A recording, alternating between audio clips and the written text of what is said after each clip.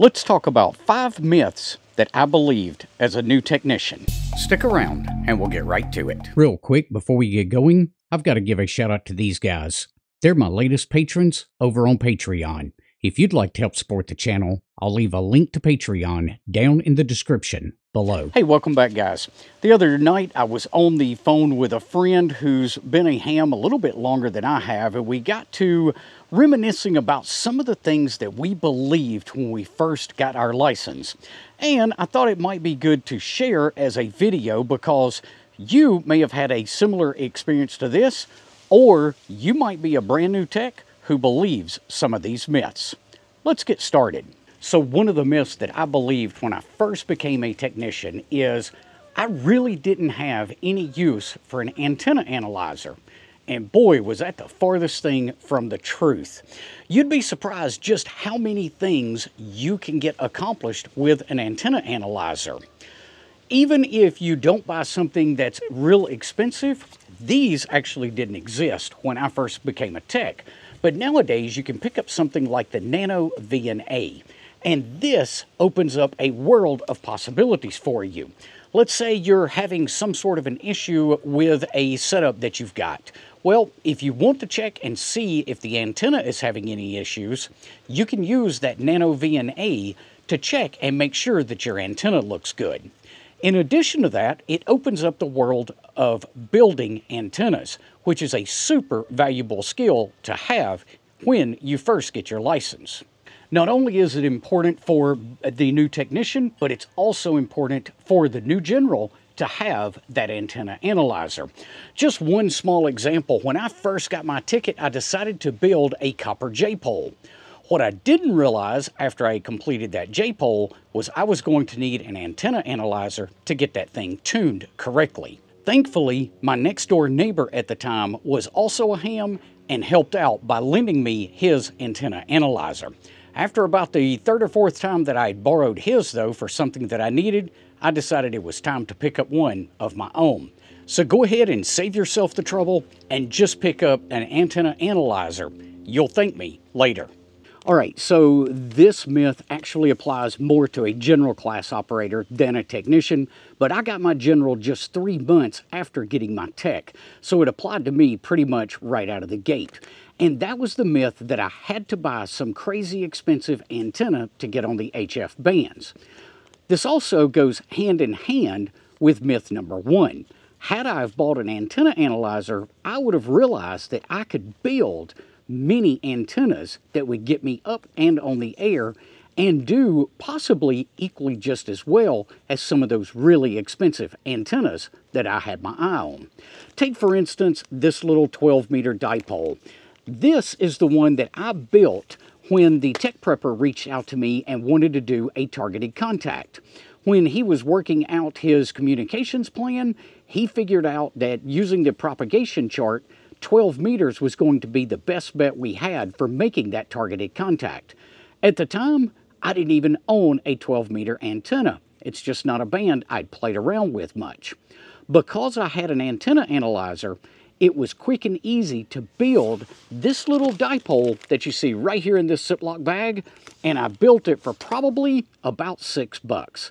It didn't take very much money, and we still made that contact happen with my little homebrew dipole. Now, don't think that dipoles are the limit here. If you're looking for something that's a multi-band antenna, you could always build a 49-to-1 end-fed half-wave from parts that you pick up at the local Home Depot or Lowe's or other hardware store. And in addition to that, there's a lot of 49-to-1 end-fed half-wave kits available on the market. You don't have to spend crazy amounts of money to build one of those kits. I picked up a Baofeng HT before I even had my technician license, and I absolutely fell in love with this little radio. Now, I'm not knocking the Baofeng. It does have its place. However, in the beginning, I thought this was the only HT I was ever going to need. At the time, all I was doing is talking around on the repeaters and maybe making an occasional simplex contact. What I figured out, though, is as I advanced through the hobby and I got more interested in digital modes, well, these little Baofengs just don't cut it when you're trying to do packet work. you need a better HT. So as much as I liked this little Baofeng radio, I figured out that it just wasn't going to cut it when I got into working with Packet. I was going to need a better radio for that use case. So don't think you still can't buy one of these in the beginning. You can, but it may quickly become a backup HT and not your primary. There's other great radios on the market that won't break the bank nowadays that will do Packet. Take the Yaesu FT65 for instance. That radio comes in at right around $100 and will certainly outperform this radio when we're talking about doing Packet work. So if you find that the Baofeng isn't doing quite what you expected with Packet, maybe it's time to upgrade your HT, and you'll be pleasantly surprised with the results, just like I was. All right, looking back, this is one of the more comical myths that I believed when I first became a tech. I was convinced that I needed a radio, a mobile radio that is, that had Crossband Repeat. Why did I believe this? Well, honestly, I can't say, but I was absolutely determined that my first radio had to have Crossband Repeat.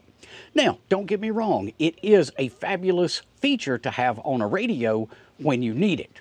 The question is, and one that you don't know in the very beginning, is how often are you really going to use that Crossband Repeat feature? Turns out, I did not use that very much at all. In fact, looking back over the last year that I've been a ham, I can say that I've only seen Crossband Repeat used one time in the last 12 months, and that was during an exercise where we wanted to see if a radio was capable of doing it and how hard was it to set up that Crossband Repeat function. So, you might think that that Crossband Repeat is a really killer feature that you gotta have, but I'm here to tell you, you probably won't use it as often as you might think when you first get your license. I honestly believed when I built my first Gobox, that was the last Gobox I would ever need. The thing is, I just didn't know what I didn't know. You see, when I built that Gobox, it was kind of cool. I mean, it had everything in it. HF, 2 meters, 440, a signal link to do digital. It had a spot for the laptop. It had a separate battery box. Yeah, it was pretty cool. However, I didn't have enough experience actually being out in the field to know what I was going to need when I built that first box. So even though I thought that first Gobox was an absolute home run, well, it turned out that it was an absolute flop. That silly thing was so heavy that I didn't even want to take it out into the field after I'd done it a few times. It was literally, it literally needed 2 men and a mule to haul that thing around. It was so stinking heavy. And then I would find that I got into the field and I didn't even use half of the things in there. So that got me to thinking that that really wasn't the best box for me. Well, when I built the second box, I thought, all right, I've really got it nailed down this time. Nope, I missed again. It actually took me several iterations of different Goboxes to figure out what I actually needed when I went into the field. And here's the secret for you. It's never the same twice unless you're doing the exact same activity the second time. So what do I mean by that? Well, if you're going out for a Parks on the Air activation, you may require one set of gear. So an HF radio and maybe a laptop to do some logging. But if you're going to go out with your Aries group to support some sort of bike race or parade, well, you may need a completely different set of equipment. So what I have found after years of building various Goboxes was a modular approach fit my operating style better than a one-box solution. So even though I thought that first one was a home run, I now know that modular fits me better than any one box I could build. All right, here's a bonus item for you. When I first became a tech, I thought that APRS was only useful for tracking cars on a map.